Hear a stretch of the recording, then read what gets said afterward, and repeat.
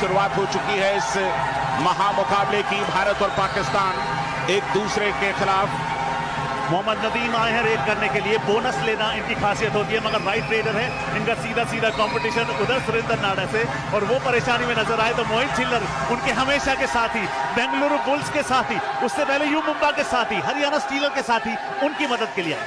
मोहम्मद नदीम एक यंग उभरते हुए खिलाड़ी पाकिस्तान के लिए, सुपर लीग की खोज कहे जा सकते हैं। और ये वर्ल्ड कप, पिछले वर्ल्ड कप की खोज नहीं कहूंगा, पुनर्जन्म जरूर हुआ था। सबसे लंबे हाथ अजय ठाकुर, हर डिफेंडर एक ही बात कहता है, इन हाथों से दूर रहूं।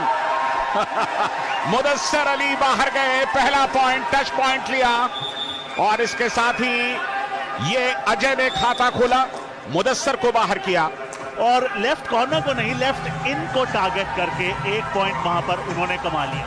अब इब्रार आए हैं और ये लेफ्ट रेडर है, तो मोहित छिल्लर से थोड़ा दूर रह रहे हैं, क्योंकि सीधा सीधा उनका, और लेफ्ट कवर नॉर्मली आपको मनजीत छिल्लर खेलते हुए दिखाई देते हैं, वो स्टार्ट नहीं कर रहे, तो दीपक निवासुडा वहां पर। मोहित और सुरेंद्र की पारंपरिक जोड़ी अक्सर साथ दिखाई देती है।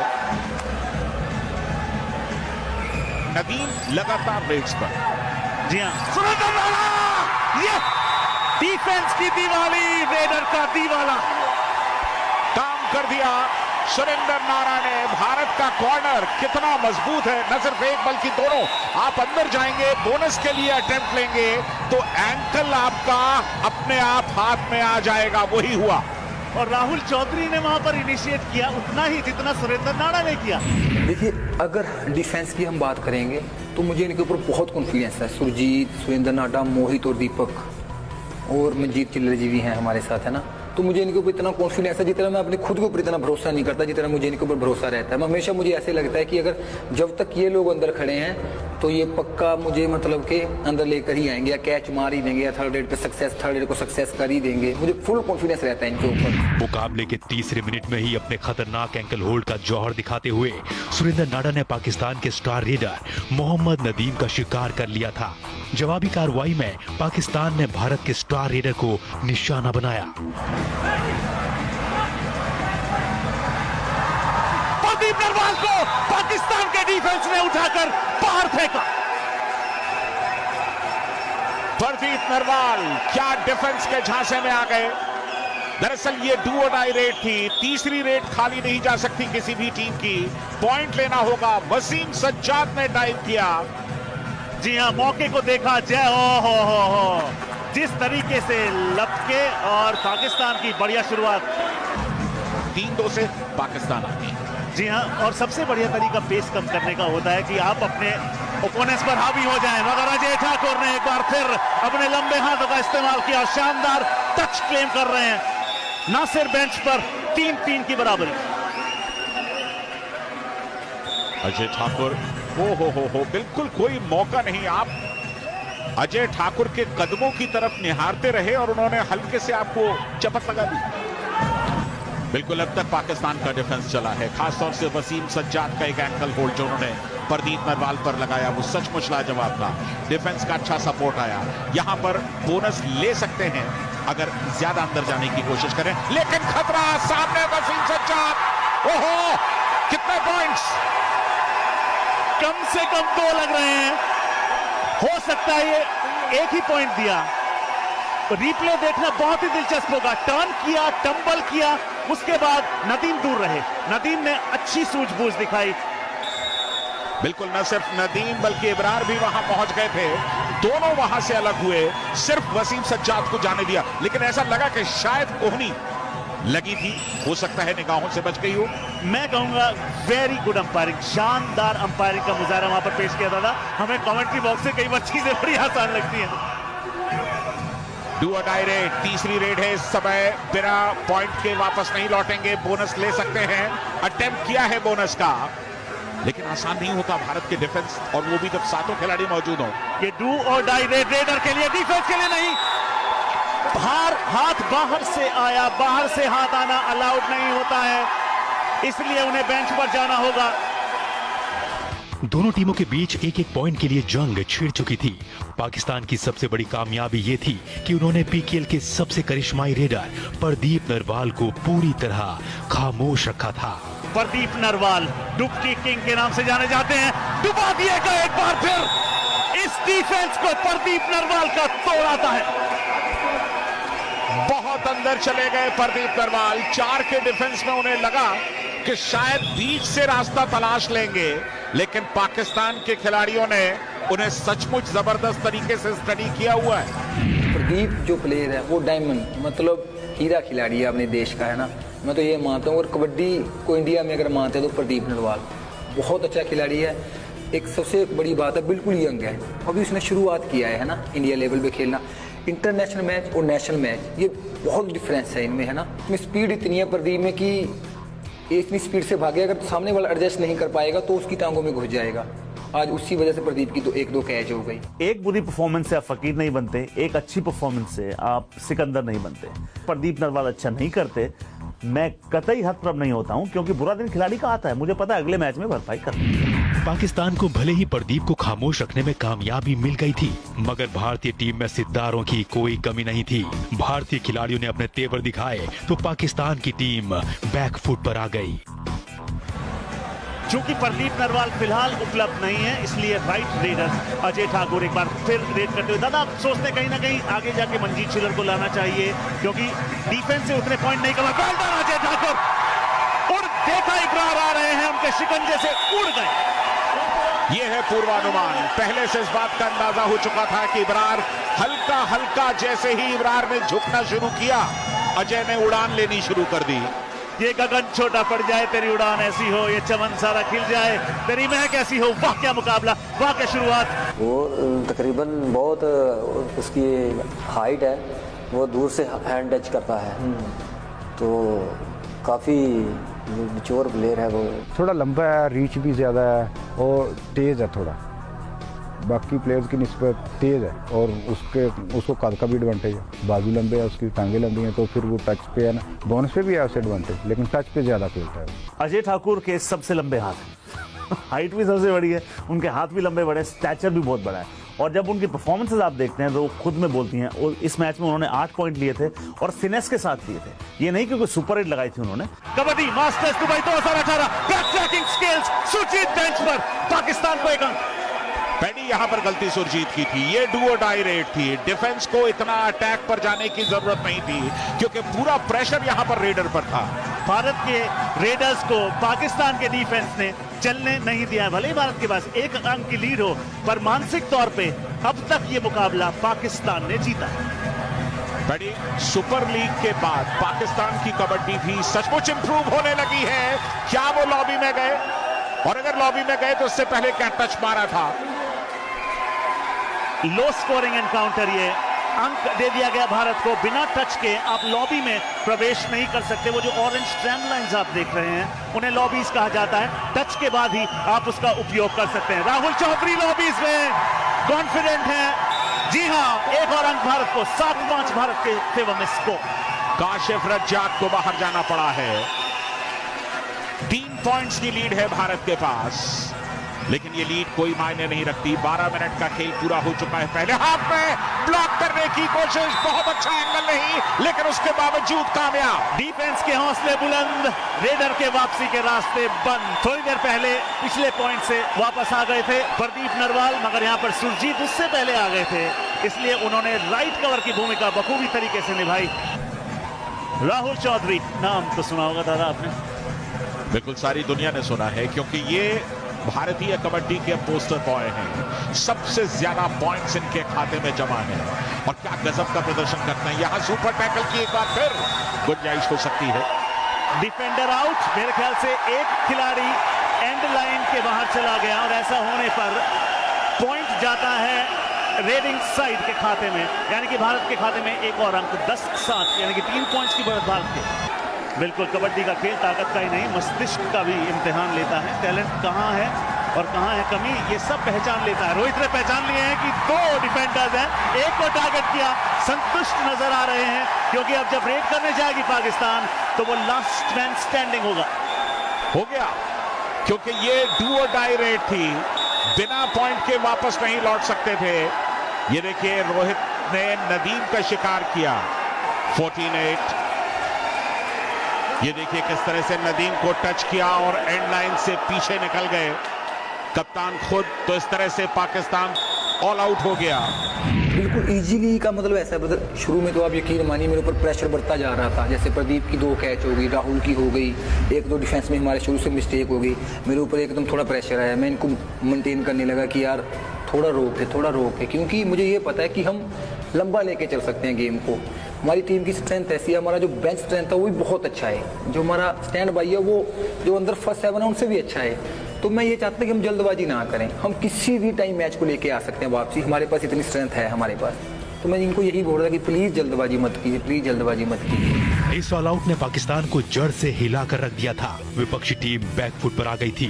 फर्स्ट हाफ खत्म होने में 5 मिनट से भी कम का वक्त बचा था और अजय ठाकुर की सेना पूरे फॉर्म में थी। पाकिस्तान का डिफेंस भी खासतौर से शुरुआती मिनट्स में बहुत जबरदस्त तरीके से चला। और ये देखिए, ये है झुंड का शिकार। हुजूर जाइए, बेंच पर आराम फरमाइए, ऐसा कहना है भारतीय डिफेंस का। कैसर अब्बास रेड पर थे, निकलने की कोशिश की लेकिन एस्केप कहां से करेंगे। 7 डिफेंस। यह सबसे बड़ा संकेत होता है जब आपका कॉर्नर डिफेंडर अटेम्प्ट लेता है तो आपके कवर्स के लिए न्योता होता है आइए। ओ उस समय अच्छा किया कोई नहीं आया, क्योंकि वो पॉइंट्स गिफ्ट हो जाते। नासिर ने अटेम्प्ट किया था मगर मिड लाइन के बहुत ही करीब थे रेडर। पैडी नासिर ने आज 2 रिव्यू लिए हैं, दोनों में कामयाब हुए हैं, लेकिन उन्हें यह समझना चाहिए था कि रोहित उन्हें टेम्प्ट कर रहे थे जानबूझ करके और वो उनके ट्रैप में आ गए। इब्रार इस समय रेड पर, इब्रार और नदीम खासतौर से दोनों रेडर्स ने पाकिस्तान के लिए जिम्मेदारी संभाली हुई है। और दादा अगला जो मुकाबला होने वाला है वो आपके फेवरेट खिलाड़ी ताइदियो की का है। क्या बात सुरेंद्र नाड़ा, ये हाथ नहीं है फंदा है। दुबई के लोगों के लिए कबड्डी की ये क्या जबरदस्त सौगात है। सुरेंद्र नाड़ा थाइस पर गए, आमतौर पर एंकल लेते हैं, थाइस लेने का मौका मिला। प्रेशर है दोनों, प्रेशर तो है, लेकिन वसीम सज्जाद को भारत में खेलने का तजुर्बा भी। और अब भारत का वो बिल्कुल उंगलियां लाइन तक पहुंची लेकिन क्रॉस नहीं कर पाए। और जो टीम बढ़िया डिफेंस करती है वो इस बात का ख्याल रखती है कि जब आप झुंड में अटैक करते हैं तो कहीं से सांप की तरह कहीं से हाथ निकल कर ना आ जाए। आया जरूर था मगर उसे समय रहते वापस खींच लिया। यहां सुपर टैकल की गुंजाइश भी, ऑल आउट का खतरा भी। एक अंक पक्का और इसलिए एक ही अंक से संतुष्ट करना पड़ेगा। मगर नॉक क्या नॉक एक और दस्तक दे रहा ऑल आउट। बिल्कुल एक और दस्तक। ये तो मुझे लगता है कि तश्तरी में परोसा हुआ ये पॉइंट है। ऑल आउट के नजदीक पाकिस्तान तीसरी बार ऑल आउट हो सकता है। वक्त खत्म हो चुका है लेकिन ये रेड पूरी की जाएगी। और ये लग तो ये रहा है कि अजय ठाकुर ने एक बार फिर भारत के लिए वो कर दिया। एक ही अंक मिला है। एक बार तो मुझे लगा था शायद दूसरा ऑल आउट भी हो जाए और स्मार्ट वहां पर डिसीजन था दूसरे डिफेंडर का कि पास आए मगर फिर भी दूर रहे। 13 पॉइंट की लीड पहले हाफ में। फर्स्ट हाफ खत्म हुआ तो भारत के पास 13 पॉइंट की लीड थी और तो और पाकिस्तान के कोर्ट में सिर्फ एक खिलाड़ी बचा था। मतलब ये कि सेकेंड हाफ की शुरुआत में ही पाकिस्तान पर एक और ऑल आउट का पहाड़ टूटने जा रहा था। तो क्या पाकिस्तान उस दूसरे ऑल आउट को रोककर भारत पर पलटवार कर पाया? सेकेंड हाफ का पूरा रोमांच एक छोटे से ब्रेक के बाद।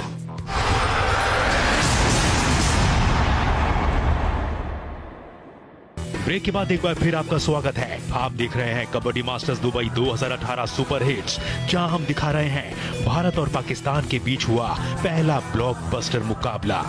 अब तक आपने देखा फर्स्ट हाफ की कहानी में कैसे भारत ने पाकिस्तान को ऑल आउट करते हुए 13 पॉइंट की लीड ले ली थी। आइए अब देखते हैं सेकेंड हाफ की कहानी।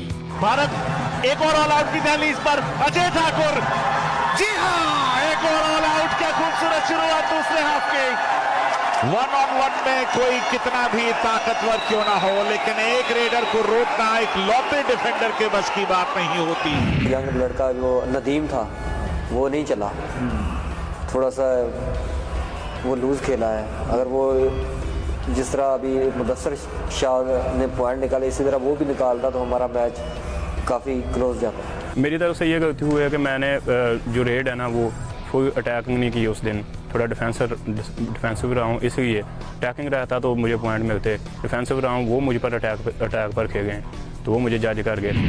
भारत के हाथों मिला दूसरा ऑल आउट पाकिस्तान को हार के और करीब ले आया था। मुकाबले में वापसी करने के लिए पाकिस्तान को ऑलराउंड प्रदर्शन करने की जरूरत थी, तो क्या पाकिस्तानी खिलाड़ी ऐसा कर पाए? बहुत ही बढ़िया टैकल, कोई मौका नहीं, एक और पॉइंट। लेकिन ये देखिए किस तरह का टैकल, बिल्कुल सामने गए, कोई मौका नहीं। रोहित रेड करते हुए और आते ही अपनी छाप रोहित ने छोड़ दी है। रोहित की 5वीं रेड है, 4 अंक इनके नाम। अभी एक और जोड़ दीजिए, 5 रेड, 5 पॉइंट, 100% रिजल्ट। मगर सराहना करनी होगी जिस तरीके से प्रो कबड्डी लीग ने मिट्टी से मैच तक का सफर तय करवाया। लाजवाब हमारे अपने खेल कबड्डी को विश्व भर में सराहा जा रहा है। मगर क्या बात नासिर के उस एंकल होल्ड की, डाइविंग एंकल होल्ड, और शिकार किया। इसे कहते हैं नजरें हटी और दुर्घटना घटी। बिल्कुल जरा सी नजर चूके थे और नासिर ने क्या शानदार डाइव किया। यानी कि इस खेल में आपको एक एक्वेस्ट्रियन का फुटवर्क चाहिए, ताकत चाहिए, सूझबूझ भी चाहिए, गजब का फुटवर्क रेडर का। और कितने, क्या ये पहली सुपर रेड है इस मुकाबले की? यानी कि इस पहले मुकाबले की कबड्डी मास्टर्स दुबई 2018 की पहली सुपर रेड पाकिस्तान के नाम इस्तकबाल हो। अजय ठाकुर लगातार रेड्स करते हुए 6 पॉइंट्स उनके खाते में। उनका बैलेंस देखिए और उनकी प्रेजेंस ऑफ माइंड देखिए, उनकी ताकत देखिए। इस खिलाड़ी के अंदर एक बुल भी छुपा हुआ है, बुलडोज करके डिफेंडर को ले गए अपने हाथ में। पाकिस्तान स्कोर का अंत कम करने के लिए एड़ी चोटी का जोर लगाया था, मगर अजय ठाकुर के फॉर्म के आगे पाकिस्तान बेबस नजर आ रहा था। सुरेंद्र नाडा की अगुवाई में भारतीय डिफेंस भी पूरी तरह गरज रहा था। इस बार एंकल अच्छा लिया और डिफेंस ने भी तगड़ा सपोर्ट किया। धर लिए गए या यूं कहें पर कुतर दिए गए। इंतजार किया स्कॉर्पियन का, सुरेंद्र ने लगने दी। उसके बाद दूसरा यानी कि राइट एंकल होल्ड पकड़ा, वो न्योता था मोहित आइए, वो न्योता था संदीप आइए और इनको बेंच पर भेजिए। राहुल चौधरी बेंच पर एक बार फिर। 10वीं रेड राहुल चौधरी की, सिर्फ 1 पॉइंट उनके खाते में। पाकिस्तान जो कबड्डी टीम है, जो हमारे साथ मैच हुआ था, 5 या 2-3 या 5 मिनट्स उन्होंने बहुत स्ट्रॉन्ग डिफेंस कर रखा था। कि क्या है, हमारे रेडर जो है अपने जो इंडिया का डिफेंस है वो चेंज है, उनका जो डिफेंस है वो चेंज है। तो वहाँ पर डाइव ज़्यादा लगाते हैं। हमारे यहाँ चैन, थाई होल्ड, अलग अलग स्किल होती है इंडिया में। तो हमें वो थोड़ा सोचना पड़ता है, समझना पड़ता है कि इनका डिफेंस चेंज है, उसमें उसी तरीके से प्लेइंग करनी पड़ती है, उसी तरीके से रेड करनी पड़ती है। अगर हम इंडिया की तरह खेलेंगे तो अपने वहाँ स्कोर बहुत कम मिलेगा, क्योंकि वो 1 से लेकर 7 तक ये नहीं पता कहाँ से डाइव कर दे। डाइव बहुत ज़्यादा करते हैं, एंकल भी निकालते हैं। और अपने क्या होता है, इंडिया में चैन लगाएंगे, यार मुझे पता है ये चैन मारेगा, ये कुछ नहीं करेगा।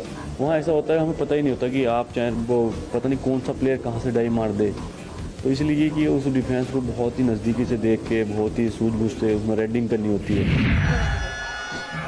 अजय ठाकुर के पास भी बोनस यहां पर उपलब्ध नहीं है, मगर अजय ठाकुर को पॉइंट स्कोर करने के लिए बोनस की जरूरत नहीं होती, मगर स्कोर करना होगा क्योंकि ये डू और डाई रेड है। डू और डाई रेड 2 एम्प्टी रेड्स के बाद आती है। अजय ठाकुर ने सफाया किया एक और डिफेंडर। ये 8वां पॉइंट अजय ठाकुर का। कुल मिलाकर सिर्फ 1 बार टैकल हुए हैं अब तक। ये देखिए कोई दिक्कत नहीं हुई। ये हूटर जो बजा, ये ऐलान होता है कि ये डू और डाई रेड है, मतलब करो या मरो।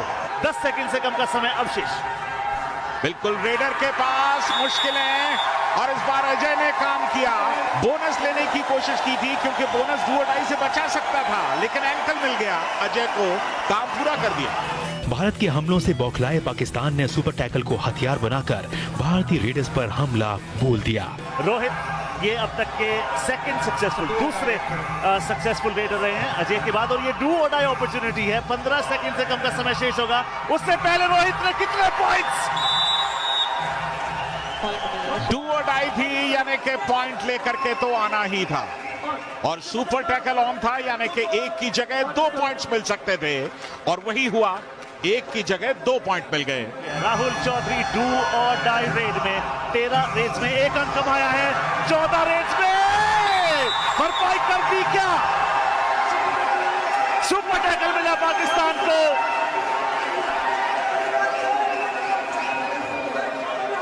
एक और सुपर टैकल यहां पाकिस्तान का।